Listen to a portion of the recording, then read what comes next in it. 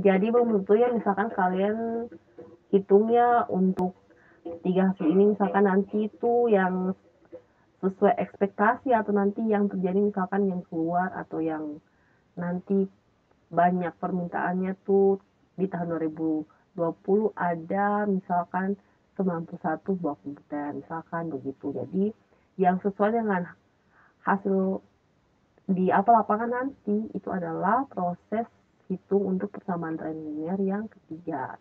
Seperti itu ya misalkan. Jadi untuk persamaan tren ini sangat banyak hasilnya ya.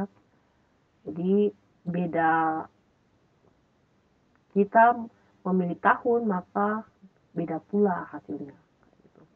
Oke, tadi itu freehand method. Sekarang kita lanjut ke semi average method ya.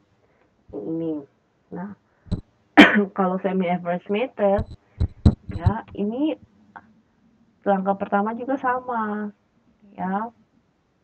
Ketika kita akan melakukan suatu perhitungan nilai tren, kita harus dulu memplotkan apakah data yang kita punya ini bisa tidak dilakukan proses hitung persamaan tren linear ya. Karena ini datanya sama atau kalian juga bisa lihat secara langsung ini dia tuh naik secara signifikan ya, artinya dari rendah ke yang paling tinggi. Otomatis kita tidak perlu lagi untuk melakukan plotkan data ya, langsung ke proses perhitungan persamaan tren linear menggunakan semi average method ya. Nah, langkah pertama adalah kita lihat dulu nih, apakah data yang kita punya ini data genap atau data ganjil. Nah, setelah saya itu tuh ternyata datanya adalah genap berjumlah 14 ya. Nah, kalau dia berjumlah 14 maka kita langsung saja membagi dia menjadi dua bagian yang sama banyak karena datanya itu berjumlah genap ya. Kita bagi berarti 14 bagi 2 adalah 7. Berarti untuk kelompok pertama ada 7 data dan juga kelompok kedua juga ada 7 data. Ya. Kalau sudah seperti ini kita lanjut ke proses hitung rata-rata dari setiap kelompok.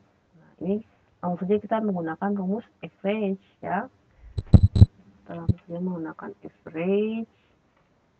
Saya blok datanya nih ya, saya blok untuk kelompok pertama, lalu tutup kurung. Enter. Kelompok 2 juga average.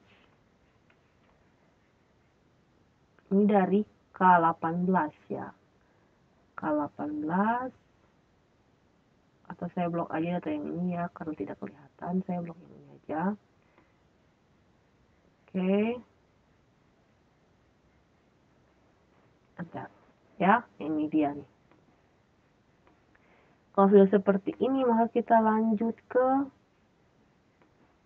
mencari nilai B.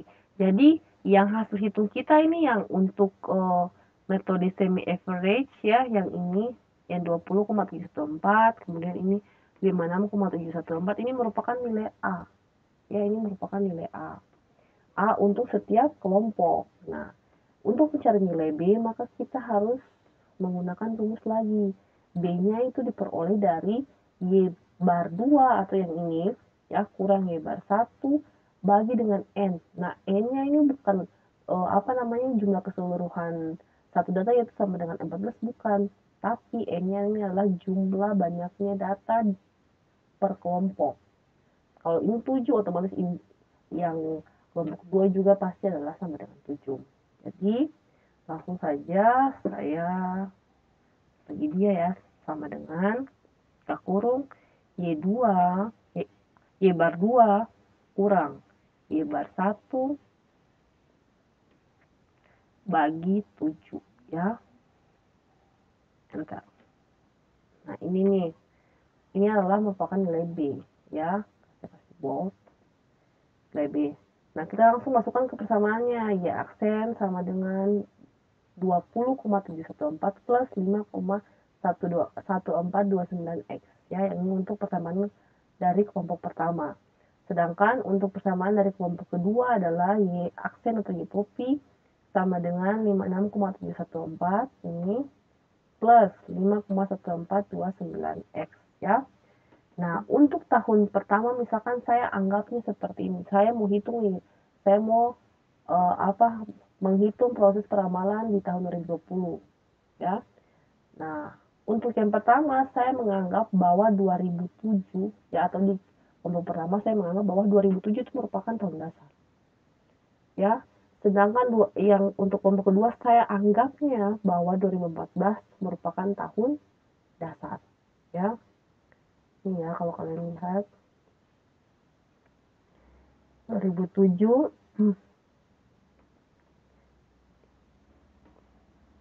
jadi yang ini ya, saya milih 2007 sama 2014 karena 2007 dan 2014 tuh ada di tengah-tengah data untuk untuk kelompoknya masing-masing ya. Ini kalau kalian lihat 1, 2, 3 ya, 1, 2, 3.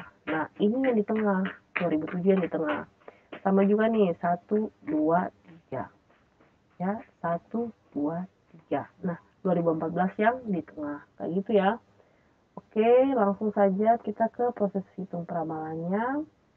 Nah ini ketika kita mau melakukan proses hitung peramalannya, kita harus lagi menambahkan satu kolom, itu kolom X ya.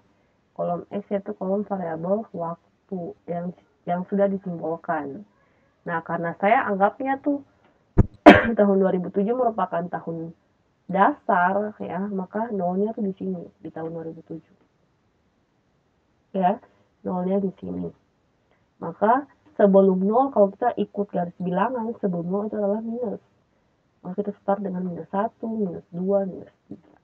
Kalau misalkan masih ada 2003, 2002, start lagi minus 4, minus 5, dan seterusnya.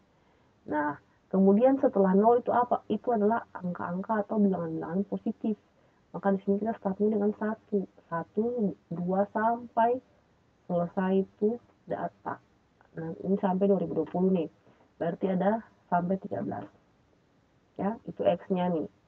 Kalau kita sudah menentukan X-nya, kita langsung ke perhitungannya. Ya. Langsung ke perhitungannya, maka sama dengan A-nya mana? A-nya yang ini. A, saya kasih dolar ya. Karena nanti saya akan tarik dia sampai di bawah. Dolar, ini juga dolar. Kemudian tambah ya, buka kurung B kali X. B-nya mana B-nya ini? Saya kasih dolar juga. Dolar juga. Ini lagi di sini. Oke. Kali. Nah, X-nya baru kita pilih. X-nya ini. Di sel E30 ya. E30. Oke. Tutup kurung. Enter. Nah, kalau sudah seperti ini, kita langsung saja tarik dia sampai di bawah. Ya, karena hanya X yang berjalan. A dan B-nya sudah tidak berjalan karena sudah kita kunci dengan dolar. Gitu. Tarik sampai di bawah. Oke. Nah, ini merupakan hasil peramalan di tahun 2020, yaitu sama dengan 87,57 buah komputer, atau kalau kita bulatkan menjadi 88 buah komputer. Oke ya. 88 buah komputer nih. Nah, itu yang tadi kita hitung dengan hasil persamaan terlinear dari kelompok 1. Bagaimana dengan hasil persamaan terlinear dari kelompok 2? Nah, ini karena saya anggap bahwa 2014 itu merupakan tahun ke-0, maka atau tahun dasar, maka nolnya itu di sini. Ya, nolnya di situ. Kemudian yang ini lagi nih.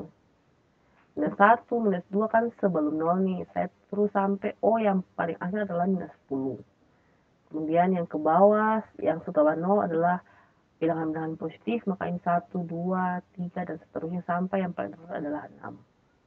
Kemudian saya lakukan lagi tuh proses hitung peramalannya menggunakan persamaan ini atau persamaan terlinear dari kelompok 2. Ya.